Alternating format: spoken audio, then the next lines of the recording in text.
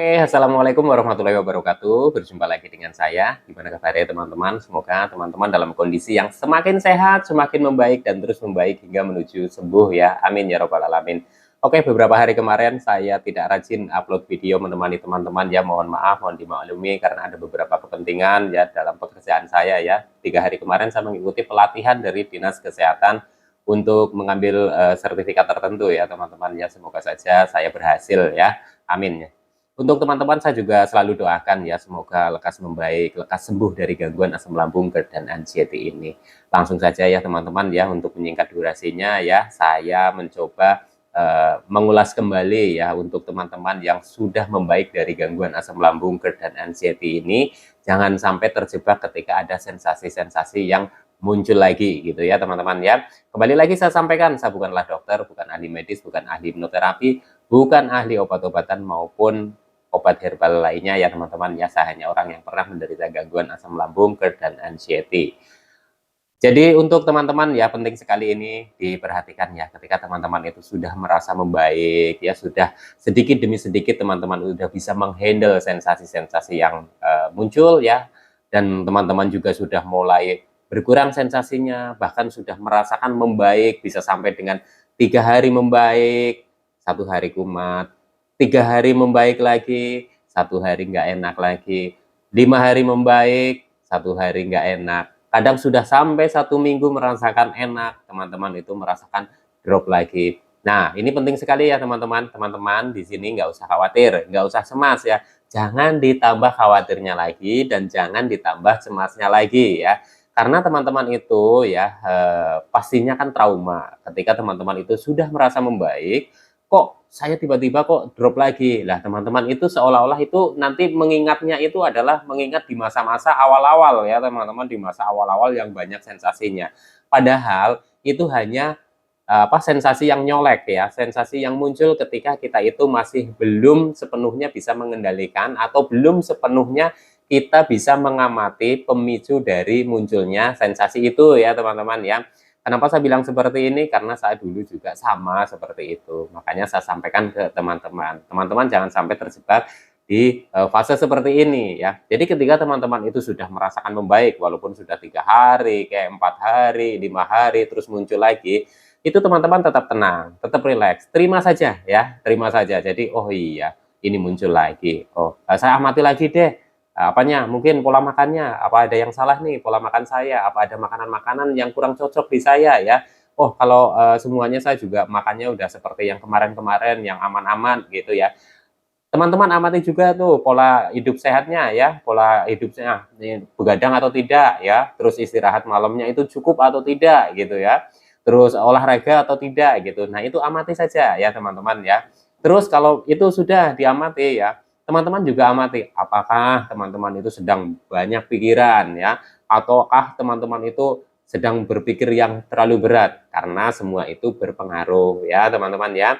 Jadi untuk teman-teman jangan terlalu beranggapan ketika teman-teman itu sudah merasa membaik, terus teman-teman drop lagi, aduh jangan-jangan ini saya seperti dulu lagi. Jangan seperti itu ya teman-teman ya. Ini sesuatu hal yang wajar sekali. Saya pun dulu seperti itu. Ini adalah proses kita untuk belajar bagaimana kita nantinya akan bisa mengendalikan sensasi-sensasi yang muncul. Karena apa teman-teman? Dalam proses pemulihan, sensasi-sensasi itu tidak langsung hilang 100% ya dalam jangka waktu yang instan ya teman-teman. Hilangnya itu satu persatu, tahap demi tahap ya, dan itu melalui proses. Nah, di sini itu penting sekali teman-teman untuk mengamati. Jadi ketika teman-teman sudah merasakan sensasi A, sensasi B, sensasi C ini sudah hilang, tiba-tiba muncul lagi, teman-teman nggak usah panik ya, amati saja ya. Kenapa saya bilang seperti itu? Karena dengan kita itu mengamati ya, kita itu bisa sambil belajar. Jadi pada saat nanti muncul sensasi, oh ya coba saya kemungkinan besar ada di sini yang bikin saya itu kumat lagi seperti ini. Nah itu coba dihindari. Ternyata sampai 1 minggu, 2 minggu, 3 minggu ke depan, oh ternyata ini sensasi tidak muncul lagi. Nah teman-teman sudah tahu nih, kenapa saya tadi itu kenapa dulu saya itu kumat. Nah itu teman-teman itu bisa mengamati dari situ ya teman-teman. Nah yang nggak kalah pentingnya lagi ya, ketika teman-teman itu sudah merasa membaik ya, sudah merasa pokoknya sudah mulai bisa belajar ya, mengendalikan ya, dan teman-teman sudah bisa menghandle sensasi-sensasi yang muncul. Ketika sensasi muncul itu saya harus bagaimana, ketika sensasi yang muncul lagi saya harus bagaimana gitu. Nah, teman-teman itu bisa menghandle itu, tapi teman-teman itu sering ke trigger atau teman-teman itu sering terbawa dengan contoh, misalkan teman-teman itu terlalu banyak menonton atau terlalu banyak searching atau terlalu banyak mencari-cari ya, ketika teman-teman itu merasakan satu atau dua sensasi, teman-teman itu menanyakan lagi ke, mungkin ya teman-teman ya, menanyakan. Kalau saya dulu itu ketika sudah mulai agak membaik, terus muncul lagi sensasi, selalu nanya di grup, oh ini kenapa ya, ini kenapa ya, gitu ya teman-teman ya. Dan nanti ada beberapa anggota lagi itu ngikut share juga ya teman-teman ya, ikut berbagi juga. Dan ternyata kan di grup itu kan kondisinya itu tidak sama ya teman-teman, ada yang di fase awal, ada yang sudah di fase mulai membaik, dan itu bisa ke-trigger lagi. Saya dulu juga sama seperti itu. Jadi penting sekali nih untuk teman-teman yang punya grup ya, punya grup yang membahas seputaran gangguan asam lambung, GERD dan anxiety. Ketika teman-teman itu sudah bisa mengendalikan sensasinya, mengendalikan rasa-rasa yang ketika kita itu muncul gitu, sudah bisa mulai belajar mengendalikan itu, tapi teman-teman itu masih kadang sering cemas karena ke-trigger ya, itu teman-teman ya nggak apa-apa, live dulu di grup. Nanti kalau memang benar-benar kecemasannya sudah sudah mulai bisa terkendali gitu ya, teman-teman masuk lagi ke grup itu untuk bisa sharing dan berbagi, itu nggak apa-apa teman-teman, daripada teman-teman itu sudah merasa membaik, sudah enakan, ke-trigger lagi, jadi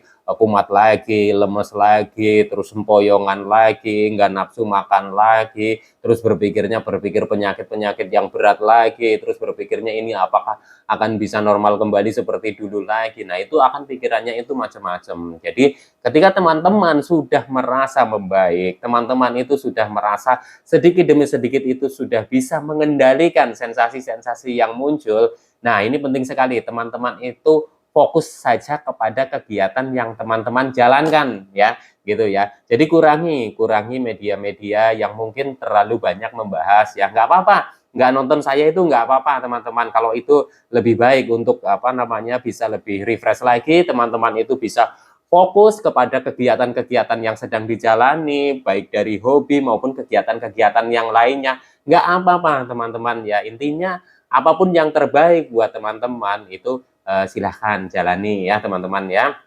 Jadi penting sekali nih, ketika teman-teman itu sudah membaik ya, alihkan saja ke kegiatan-kegiatan yang mungkin menurut teman-teman itu bisa menyenangkan, bisa menenangkan pikiran teman-teman, bisa bikin rileks teman-teman ya. Contoh misalkan kalau saya itu dulu kan hobinya itu ikan hias dan burung ya teman-teman ya. Jadi ketika saya itu di masa pemulihan ya, dan saya itu yang di fase 3 hari membaik, 1 hari drop lagi, 4 hari membaik, 1 hari drop lagi ya, sudah membaik lagi, ke-trigger lagi, dan itu ya teman-teman ya, dengar orang ngomong seperti ini, aduh, kepicu lagi, terus saya itu cemas lagi, terus kayak hampir mau panik lagi, dan di situ terus ya, akhirnya saya terjebak di situ terus, dan akhirnya saya itu ya mulai belajar lagi ya teman-teman, belajar lagi bagaimana sih mengendalikan. Nah, ternyata ya teman-teman, ketika saya fokusnya itu saya alihkan dengan kegiatan saya,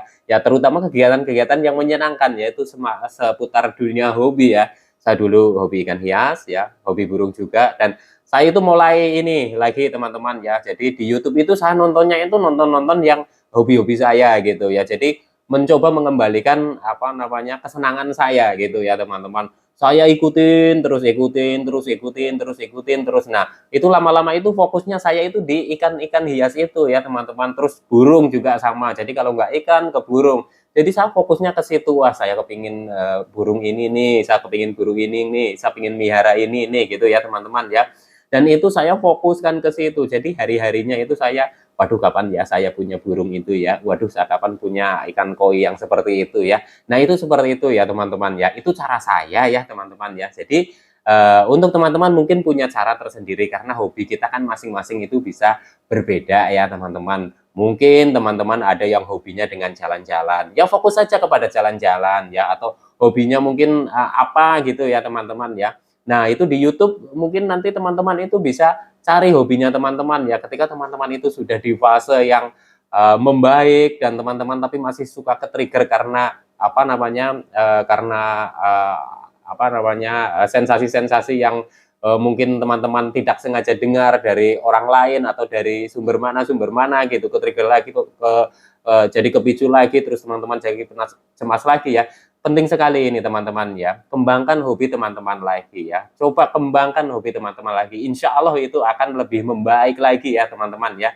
Itu akan mempercepat proses pemulihan ya teman-teman, karena saya pun dulu menjalaninya seperti itu ya teman-teman ya. Jadi teman-teman punya hobi apa ya? Coba timbulkan lagi ya teman-teman ya. Punya hobi apa? Masing-masing orang itu punya hobi masing-masing ya. Ada mungkin yang jalan-jalan ke laut gitu ya, ke pantai gitu ya teman-teman ya. Ada yang mungkin hobinya jalan ke sawah-sawah, perkebunan dan lain-lain ya mungkin ya. Ada juga ya. Terus ada yang hobinya miara ikan, hias atau miara burung ya. Itu juga bisa saja. Ada yang hobinya mungkin naik gunung. Nah, untuk naik gunung kan perlu tenaga yang ekstra ya, mungkin ya jalan-jalan dulu lah di mana, di persawahan atau di mana gitu ya teman-teman ya.